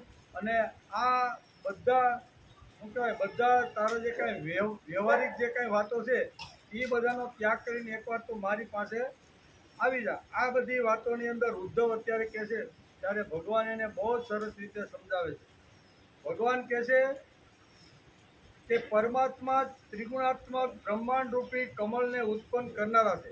તે નારાયણ અવ્યક્ત પણ છે અને બધા રૂપોમાં વિભક્ત હોવા છતાં પણ એકમાત્ર તે જ છે. બધાની અંદર રહેલો જે વિભુ છે ને એ પણ ભગવાનનું તત્વ અંદર સમાયેલું છે. તેથી આપણે વિચાર કરતા હતા કે ધર્મ કોને કહેવાય, તો કે ધર્મની વ્યાખ્યા આપતા આપણા શાસ્ત્રકારો કહે છે અને આ જો સાચો ધર્મ હોય તો માણસની અંદર પ્રકાશ લાવી શકશે. અનંત યોનિઓમાં શ્રેષ્ઠ યોનિ એટલે માણસની યોનિ. પરંતુ માનવને પ્રાણી સૃષ્ટિથી જુદું પાડનાર તત્વ એ ધર્મ છે. ધર્મ એટલે ધારણા, જીવન કેમ જીવવું તેને ધર્મ કહેવામાં. આ બધી વાતો શીખવાડે. મારું હાલવું, ચાલવું, બોલવું, ખાવું, પીવું, વાણી, વર્તન, વિચાર જે કાંઈ મને સહજ રીતે શીખવાડવાનો જે પ્રયત્ન કરે એનું નામ કહેવાય છે ધર્મ. એટલે ધર્મ એટલે ધારયતી ઇતિ ધર્મ. ધર્મની વ્યાખ્યા થાય જે મને ધારણ કરાવે છે એનું નામ છે ધર્મ. તો અંગ્રેજીમાં પણ એના માટે કહેવાય છે કે way of life, way of thinking અને વે ઓફ વર્શિપ. આ ત્રણ વાતો જે સમજાવે તેને ધર્મ કહેવામાં. વે ઓફ લાઈફ એટલે જીવન પદ્ધતિ. ભગવાને મને માનવ બનાવ્યો છે તો મારા માનવ જીવનમાં જીવન પદ્ધતિ કેવી હોવી જોઈએ. સવારે 5 વાગ્યાથી ઉઠીને રાતના 11 વાગ્યા સુધીની મારી જે પ્રવૃત્તિ છે, મારો જે કાંઈ કાર્યક્રમ છે એ કેવી રીતનો હોવો જોઈએ. આ પાકી સમજણ જે માણસની અંદર જે નિર્માણ કરે એને ધર્મ કહેવામાં આવે છે. એટલે ભગવાન કહે છે કે બધા જ આવી રીતના જે એ બધું છોડીને એકવાર મારા શરણે આવી જા, હું તારો બધો ભય દૂર કરી દઈશ. માણસ એટલે કે પરંતુ માનવને પ્રાણી સૃષ્ટિથી જુદું પાડનાર તત્વ છે ધર્મ. ધર્મ એટલે ધારણા, કેમ જીવવું તેની કળા એટલે ધર્મ. ભગવાન ઉદ્ધવને સમજાવે છે. માણસ આજે મંદિરમાં જાય છે તેટલા જ પૂરતો ધાર્મિક ગણાય છે. મંદિરમાં અડધો કલાક, પોણો કલાક કે કલાક સુધી ગયો તો એટલી કલાક તે ધાર્મિક ગણાય છે. ખરો ધર્મ ફક્ત મંદિરમાં નથી, બાકીના કલાકો તે કેવી રીતે ગાળે છે એના ઉપર માણસ ધાર્મિક છે કે અધાર્મિક છે એમ સમજી શકાય. સવારે અડધો પોણો કલાક જઈ આવે એટલે સવારે જઈ આવ્યો, સાંજે જઈ આવ્યો અને ધર્મનો માથે સિક્કો લગાડી દીધો. શાસ્ત્રકારો કે આને ધર્મ હું કહેતો નથી. ભગવાન કહે છે કે બાકીના કલાકો તે 1 કલાક, અડધો કલાક સવારે, અડધો કલાક સાંજે તું મંદિરમાં ગયો એ વાત બરોબર છે, પણ બાકીના 23 કલાક તું કેવી રીતે જીવે છે ને એના ઉપરથી ધર્મ નક્કી થાય છે. એટલે કહે છે કે માણસ આજે મંદિરમાં જાય છે તેટલા જ પૂરતો ધાર્મિક ગણાય છે. ખરો ધર્મ ફક્ત મંદિરમાં નથી, બાકીના કલાકો માણસ કેવી રીતે જીવે છે એના ઉપરથી માણસ ધાર્મિક છે કે અધાર્મિક છે એ નક્કી થાય છે. માનવની વૃત્તિ, માનવનું વર્તન, પ્રત્યેક કાર્ય પાછળ કેવી વૃત્તિ છે તેના ઉપરથી તે ધાર્મિક છે કે નહીં તે નક્કી થાય છે. આ વિશાળ જગતમાં મનુષ્ય અને બીજા અનેક પ્રાણીઓ વસેલા છે. મનુષ્ય સિવાય બીજા અનેક પ્રાણીઓ વસેલા છે.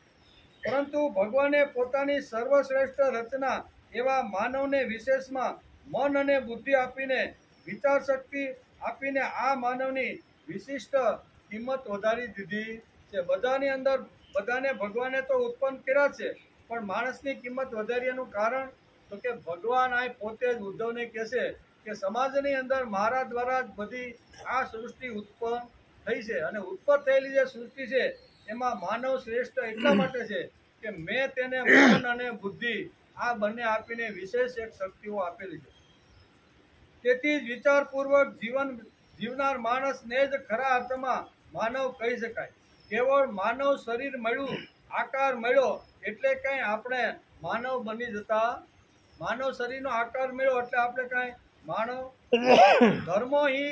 ધર્મો હિ તેસામ અધિક વિશેષા ધર્મેણ હિ નાહી પશુભિના વારંવાર શાસ્ત્રકારો આપણે આ સમજાવે કે ધર્મથી માણસ જુદો પડે છે 23 કલાક મંદિરમાં ગયા પછીની કેવી રીતની જીવે છે એના ઉપરથી ધાર્મિક છે કે નહીં એ નક્કી થઈ જાય કે અડધો પોણો કલાક જીવે અને પછી ગામ ગપાટા મારીને પૂછલીને આંતરીને બધું 2 કલાક બાકડા ઉપર બેહીને કરીને 12 વાગે ઘેરે જાય તો એ ધાર્મિકતાનો હવારમાં 7 વાગે સિક્કો મારી આવ્યો પણ બાકીના 8 થી 12 કલાક જે બાકડા ઉપર બેસીને જે અનંત જે કરવા જેવી વાતો કરીને જો કરતો હોય તો એને શાસ્ત્રકારો ધાર્મિક સમજતા નથી. આપણે સમજીએ કે ફલાણા બાપા બહુ ધાર્મિક છે, હો ભાઈ, રોજ મંદિરે જાય અને મફતના ફૂલ પાછો લેતો જાય. રસ્તા ઉપર હોય ને તો લાકડીની આમ આકડી હોય ને એ આમ કરેણમાં આમ કરે, ક્યાં બાપા હેલા? તો કે મંદિરે જાવશું ને એટલે મને એમ થયું કે આ ફૂલ લેતો જાય. આ કરેણને પાણી પાવા તમે આવ્યા હતા? તો કે ના. ઉગાડવા માટે આવ્યા હતા? તો કે ના. ઉગીને મોટો છોડ થયો ત્યારે એની ઉપર જ્યારે ફૂલ આવ્યું ત્યારે ફૂલ તમે નિર્માણ કર્યું? તો કે ના. કલર તમે પૂર્યો? તો કે ના. સુગંધ તમે પૂરી? તો કે ના. તમે પાણી પાઈને મોટું કર્યું? તો કે ના. આમાં તમારું કાંઈ આમાં નથી તો તમને મફતની વસ્તુ લઈ અને ભગવાન ઉપર ચડાવવાનો શું અધિકાર છે ભાઈ? પણ આપણે એવા બધા મફતિયા થઈ ગયા છીએ કે આપણી લાકડીને આકડી તો હોય આમ કરીને નો અમાતો હોય ને ખેંચીને કેમ આ ફૂલ ભગવાન, અરે ભગવાન જ બેઠો છે એમાં, એ ફૂલમાં જ ભગવાન છે, છોડમાં જ રણછોડ છે, બરોબર ને? અને તે વાવ્યું હોય, પાણી પાયું હોય, તે ઉજેરીને મોટું કર્યું હોય લઈને જાતો એક વાત જુદી છે, તો ભગવાન કે વાંધો નહીં. પણ નકર કે એ મફતિયો આવ્યો બીજાની કરેણનું ફૂલ લઈને આવ્યો, બરોબર? આવું થાય કે ન થાય? એટલે ધર્મ ખાલી ફક્ત અડધી કલાક માટે આપણે સવારે જીવ્યા ને અડધી કલાક સાંજે જીવ્યા એના ઉપરથી માણસ ધાર્મિક છે એવું આપણું શાસ્ત્ર નક્કી કરતું નથી.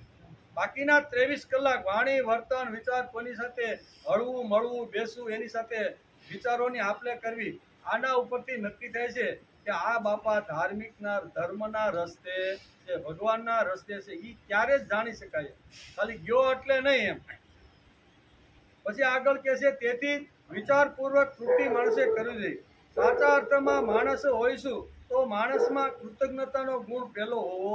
આપણે જો માણસ તરીકે જો સિક્કો લગાડવાનો હોય તો પહેલો સિક્કો આપણે કૃતજ્ઞતા, હું કૃતજ્ઞ છું. કરેલો પ્રેમ અને કરેલું કામ જે ન ભૂલે એને કૃતજ્ઞતા કહેવામાં આવે છે. અને આપણા શાસ્ત્રોની અંદર, આપણા પુરાણોની અંદર, આપણા આવી રીતના વૈદિક જે તત્વજ્ઞાન છે એની અંદર તો ઠાસીને માનવ બનવા માટેની ઘણી વાતો ભગવાને પોતે જ લખી છે અને ઘણા બધા ઋષિઓના મોઢે જ પણ આ વાત બધી બોલાવી છે. આ ગુણ આપણે ખીલવશું તો આપોઆપ આપણા જીવનમાં બીજા બધા જ ગુણો જીવનમાં આવવા લાગશે. માનવ શક્તિશાળી પ્રાણી છે પણ શક્તિશાળી બનવા માટે તેને અનેકનો આધાર લેવો પડે. શક્તિશાળી પ્રાણી ખરું પણ જન્મથી ઘણીવાર મોટો થાય ને ત્યાં સુધી ઘણા બધાનો એના આધાર લેવો પડે છે. ત્યારે એ 20-25 વર્ષનો થાય છે અને પછી બીજાને આધાર આપે એક વાત જુદી છે, પણ મોટો થાય ત્યાં સુધી અનેક લોકોનો, અનેક માણસોનો, અનેક આવી રીતના પશુ પક્ષીનો આધાર લેવો પડે. એના લીધે નાનાનો મોટો થાય છે. ગાયનો આધાર લીધો એનો અર્થ એવો થયો કે ગાયનું દૂધ પીને માણસ મોટો થાય છે એટલે ગાયનો આધાર લીધો. બળદનો આધાર લીધો એનો અર્થ એવો છે કે બળદને મારા ખેતરમાં જોતરી અને મેં સારું અનાજ ઊભું કર્યું છે તેથી અનાજ લાવવામાં બળદનો પણ મોટો ભાગ છે. વૃક્ષ અને વનસ્પતિ પણ આ કહેવાનો અર્થ કે ઘણા બધાનો આધાર લઈ અને માણસ નાનાનો મોટો થાય છે. થાય કે નહીં? પશુ પક્ષીનો, ગાયનો લે, વૃક્ષનો, બધાનો આધાર માણસ લે. એ આધાર વગર માણસ આવી રીતનો 100 વર્ષ સુધી જીવી શકતો નથી.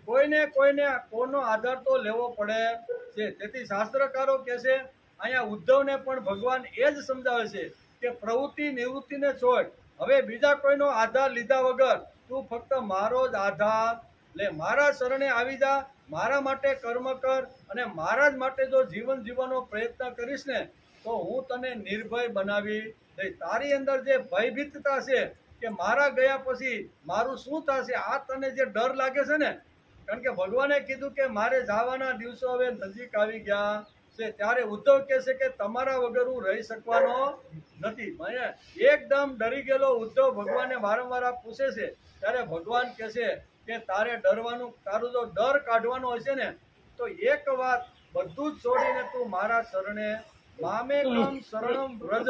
આમ જેમ ગીતામાં કીધું એમ ભાગવતની અંદર પણ ઉદ્ધવ માટે ભગવાને આ શબ્દ વાપર્યો છે. માનવ શક્તિશાળી પ્રાણી છે. માણસે ઘણા બધાનો આધાર લીધો છે. તેમાં ભગવાન, મા બાપ, કુટુંબના સભ્યનો કે સમાજનો જો સહારો ન મળે તો આપણે ક્યાં હોઈએ? એનો સહારો ન મળે તો આપણે શું થાય ભાઈ? મા બાપ છે, કુટુંબ છે, વૃક્ષ છે, વનસ્પતિ છે, ગાય છે, ખેતી છે, બળદ છે, એ બધાનો આધાર લઈને તો આપણે ધીમે ધીમે નાના મોટા થાય છે. આમાંથી જો કોઈનો આધાર માણસને ન મળે તો શું થાય? અચ્યુતમ કેશવમ. સમજે ને?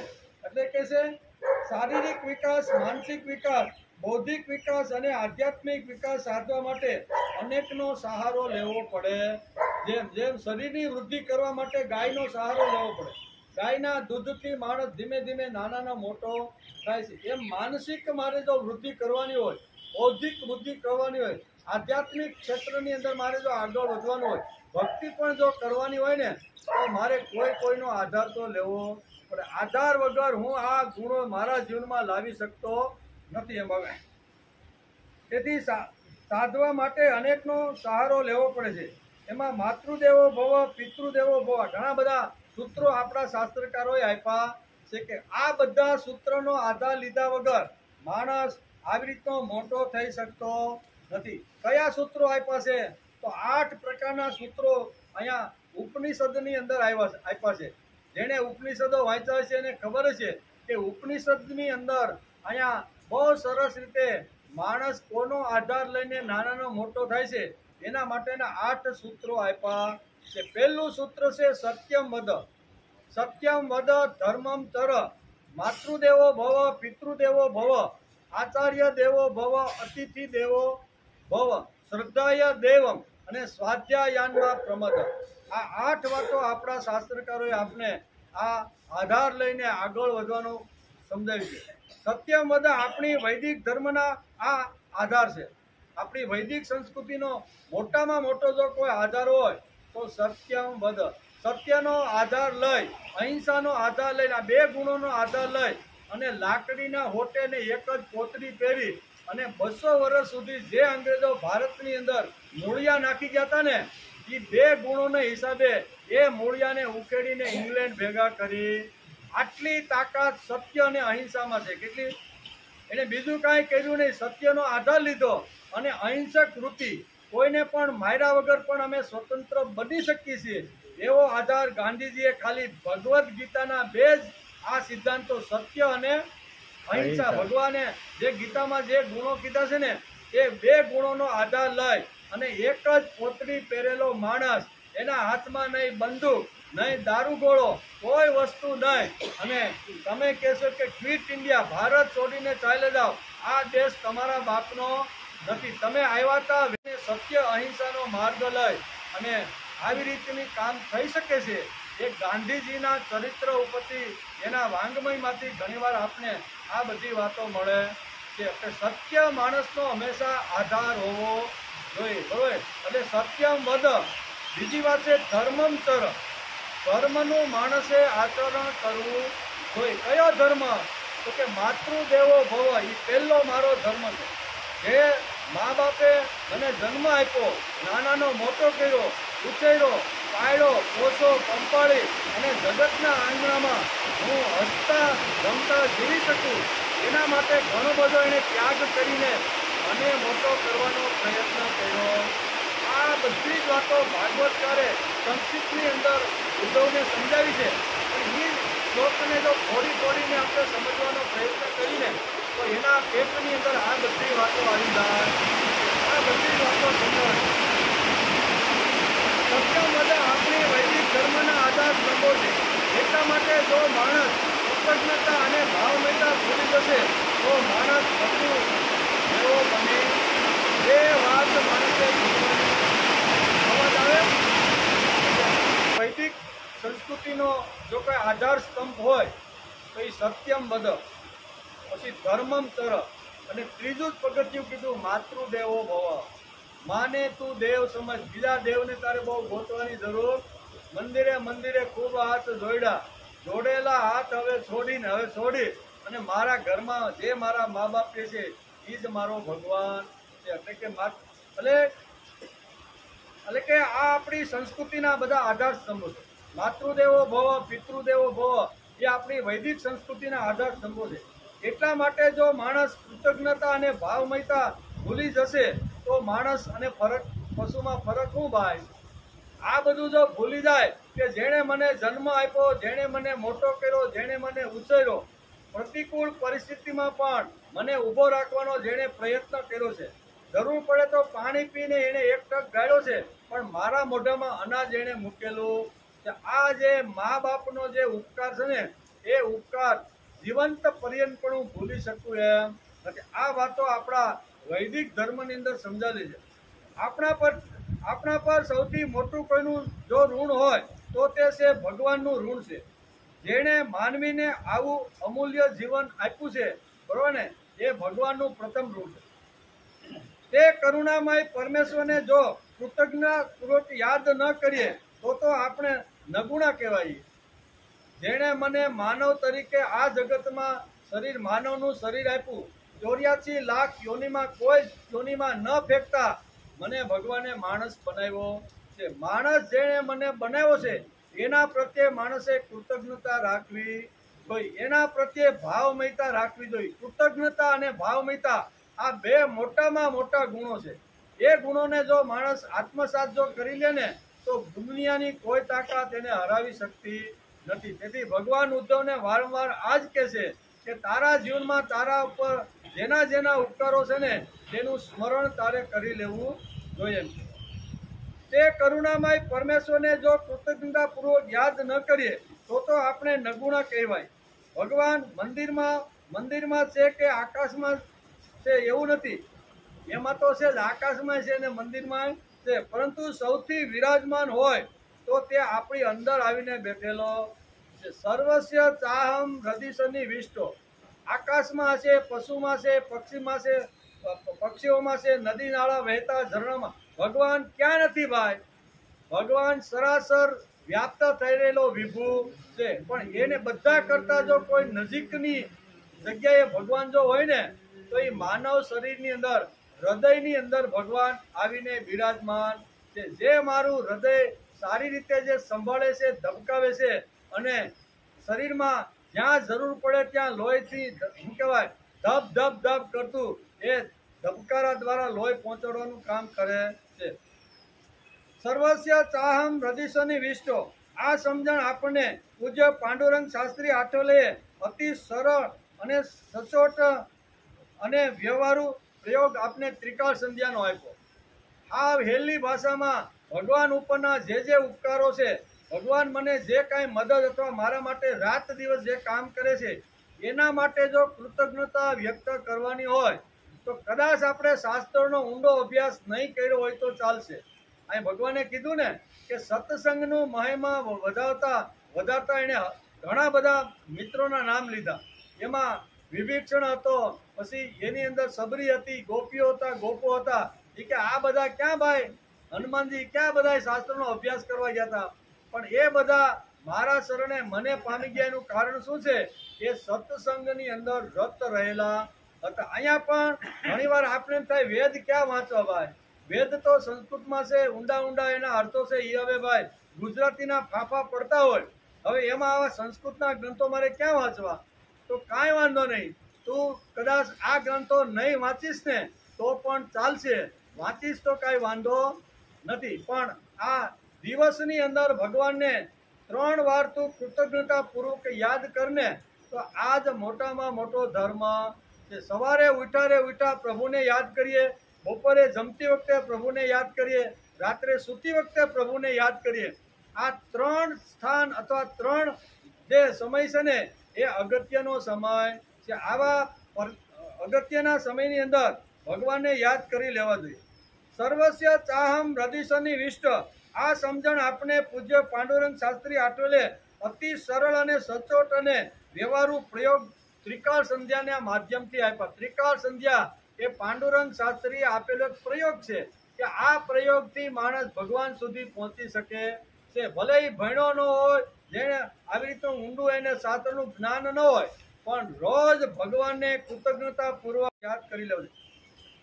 ત્રિકાળ સંધ્યા દ્વારા આપણે ભગવાનનું ઋણ અદા કરી શકીએ છીએ એ પાંડુરંગ શાસ્ત્રી આપણે સમજાવ્યું.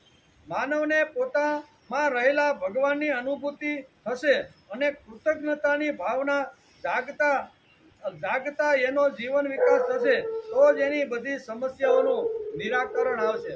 માણસ એટલે ઘણી બધી સમસ્યાઓનો ભરેલો માણસ છે. એની જો દૂર કરવાનું હોય તો ભગવાન 24 કલાક મારી સાથે છે. આ સમજણ માણસની પાકી થવી જોઈએ. ત્રિકાળ સંધ્યા આટલા માટે છે કે ગમે ત્યાં હરતો હોય, ફરતો હોય, રાત્રે સૂતો હોય, પણ 24 કલાક ભગવાન મારી સાથે રહી અને મારા હૃદયને ધબકતું રાખે છે. આ જે કૃતજ્ઞતાનો જે ભાવ છે ને, એ પાંડુરંગ શાસ્ત્રી કે ભગવાન પ્રત્યે દરેક માણસે, ધર્મ ગમે તે હોય, સંપ્રદાય ગમે તે પાળતો હોય, નાનો હોય, મોટો હોય, વિદ્વાન હોય, બધાએ કૃતજ્ઞતાપૂર્વક ભગવાનને યાદ કરી લેવા જોઈએ.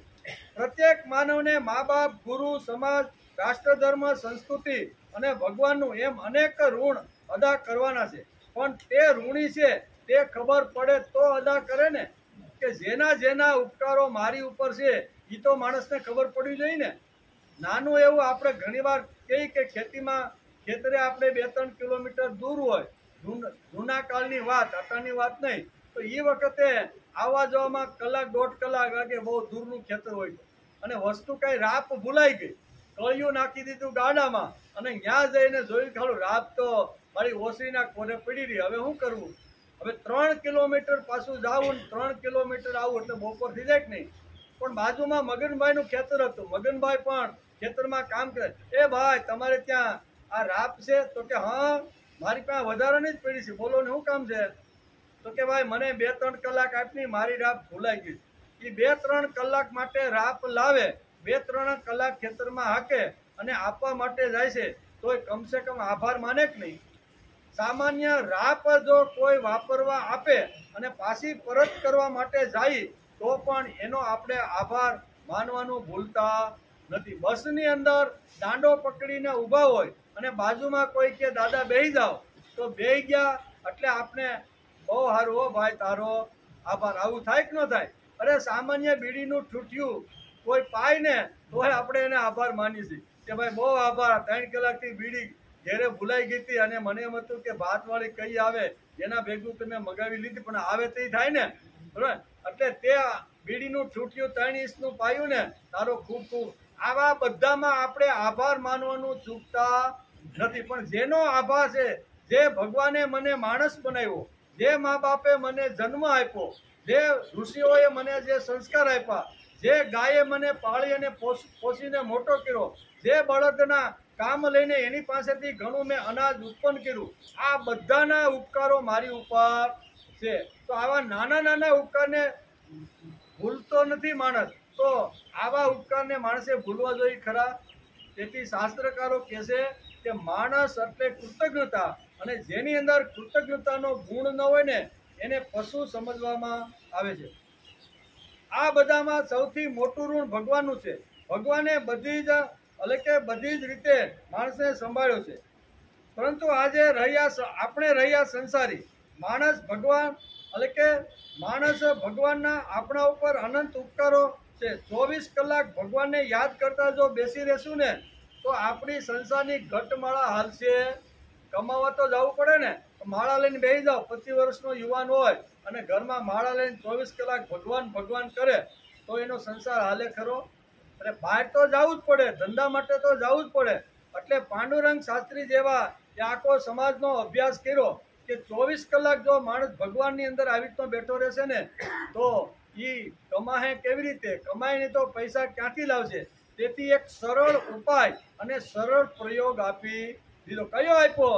કે ભાઈ તમ તારે 24 કલાકમાં હરે ફરે ગમે તે કરવું હોય તો કર, પણ 3 અગત્યના જે સમય છે ને એ 3 અગત્યના સમયે તારે પ્રભુની પાસે 5-5 મિનિટ બેસી લેવું જોઈએ. 15 મિનિટ તારે ઓછા નામે 24 કલાકમાં તારે કાઢવાની.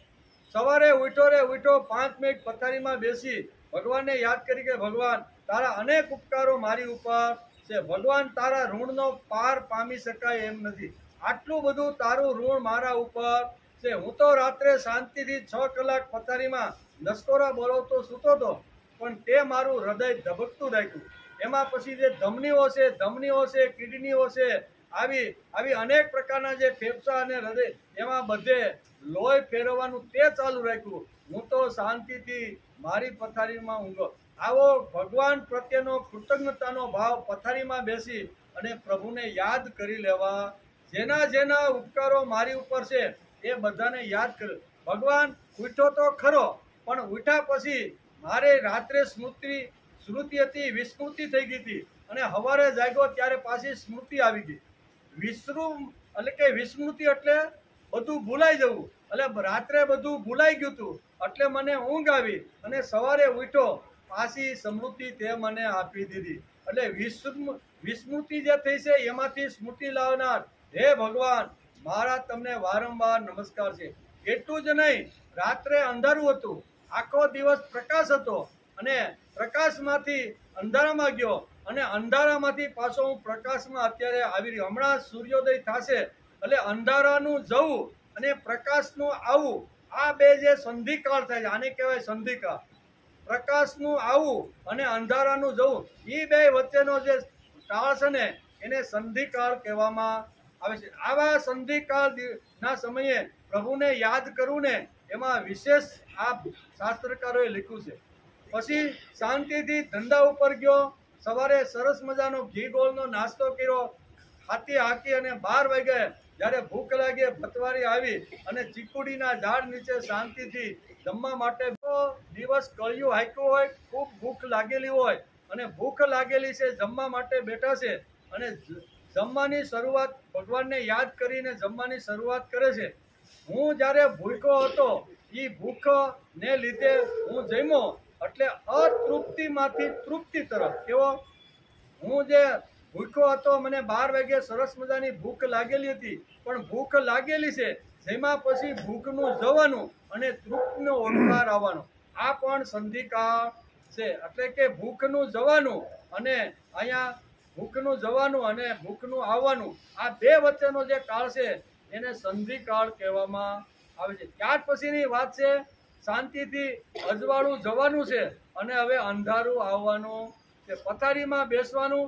ભગવાન આખો દિવસ ખૂબ ધમ પછાડા કર્યા, હવે તમે સૂર્યાસ્ત અસ્ત થઈ રહ્યા છો, તેવા સંધિકાળમાં પ્રકાશનું જવાનું અને અંધકારનું આવવાનું, આ જે સંધિકાળ છે એની અંદર ભગવાનને યાદ કરી લેવા જોઈએ. 24 કલાક ભગવાન જો કરશું ને તો આપણો વ્યવહાર પણ ચાલશે નહીં. તેથી શાસ્ત્રકારોએ જે કાંઈ સિદ્ધાંતો લખ્યા છે એ બધા સિદ્ધાંતોને એક માળાની અંદર પાંડુરંગ શાસ્ત્રીએ સુંદર મજાની આવી એક માળા ગૂંથવી છે, અને એ માળાની અંદર 9 શ્લોક મૂકી દીધા છે, અને 10મો એક ઉપનિષદનો મંત્ર મૂકી અને 10 વાતો આપણે ત્રિકાળ સંધ્યાના માધ્યમથી આપણે સમજાવવાનો પ્રયત્ન કર્યો છે. એટલે ભગવાન અહીંયા ઉદ્ધવને કૃતજ્ઞતાનો ગુણ સમજાવતા કહે છે, તેથી આપણે આ વિષય આ ઘણી બધી વાતો છે. હે ઉદ્ધવ, આ પ્રમાણે ગુરુદેવની ઉપાસના દ્વારા તથા અનન્ય ભક્તિ દ્વારા જ્યારે તમે જ્ઞાન સંપન્ન થઈ જશો. આ બધું જ્ઞાન કોને આપે છે? અત્યારે ઉદ્ધવને અત્યારે ભગવાન આપી રહ્યા છે. ત્યારે ભગવાન અહીં કહે છે કે હે ઉદ્ધવ, આ પ્રમાણે ગુરુદેવની ઉપાસના દ્વારા તથા અનન્ય ભક્તિ દ્વારા જ્યારે તમે જ્ઞાન સંપન્ન થઈ જશો, ત્યાર પછી પોતાનું જ્ઞાનરૂપી ખડગ તીક્ષ્ણ કરી તેના વડે ધીરજ અને સાવધાનીપૂર્વક જીવ ભાવને કાપી નાખશો, અને પછી પરમાત્મા સ્વરૂપ થઈને તે વૃત્તિરૂપ અસ્ત્રોને પણ છોડી દઈ અને પોતાના અખંડ સ્વરૂપમાં સ્થિત થઈ જશો. આમ ભગવાન અત્યારે 24 શ્લોકની અંદર ઉદ્ધવને આ જ્ઞાન અત્યારે ઉપદેશ આપી રહ્યા છે કે પછી તારે ચિંતા કરવાની જરૂર નથી, અખંડ સ્વરૂપની અંદર મારી જ અંદર તું આવી જાય. આમ ભગવાન ઉદ્ધવને છેલ્લે કહે છે. ઇતિ શ્રીમદ ભાગવતે મહાપુરાણે પારમહંસ્યા સંહિતાયા એકાદશ સ્કંદે દ્વાદશોધ્યાય. 11મા સ્કંદ અંતર્ગત 12મા અધ્યાય સમાપ્ત થયો. 12મા અધ્યાયની અંદર આવી રીતના ઘણા બધા પ્રશ્નો એના 2 ભાગમાં અહીંયા ઉદ્ધવે પ્રશ્ન પૂછ્યા હતા. એનો આપણે સમજવાનો આપણે પ્રયત્ન કર્યો. આવતીકાલ શનિવાર, પરમ દિવસે રવિવાર, એટલે શનિ રવિ 2 દિવસ રવિવાર. સોમવારે આપણે આવશું ત્યારે 13મા અધ્યાયનો આપણે અભ્યાસ કરશું. એમાં છે હંસ રૂપે સનકાદિક ને આપેલા ઉપદેશનું વર્ણન. હંસ રૂપે ભગવાને સનકાદિક જે 4 જે મુનિઓ છે, જે બ્રહ્માના પુત્રો છે, બરોબર ને, એને સુંદર મજાનો ઉપદેશ અહીંયા ભગવાન પોતે જ આપે છે. એ હંસ દ્વારા આપે છે. તો એનો વિચાર આપણે સોમવારે, આપણે કઈ ઉતાવળ નથી, જાપતું રહી ગયું છે એટલે આપણે પ્રાર્થના કરી લઈ સીધી, અને પછી વરસાદ આવે એ પહેલા આપણે ઘેરે પહોંચી જાય. વસુદેવસુતં દેવં કંસચાણૂરમર્દન દેવકી પરમાનંદં કૃષ્ણં વંદે જગદ્ગુરુ. ગુરુર્બ્રહ્મા ગુરુર્વિષ્ણુ ગુરુર્દેવો મહેશ્વર ગુરુર સાક્ષાત પરબ્રહ્મ તસ્મૈ શ્રી ગુરુવે નમઃ. નારાયણં નમસ્કૃત્યં નરં ચૈવ નરોત્તમં દેવીં સરસ્વતી વ્યાસં તતો જયમુદીરયેત. તતો જય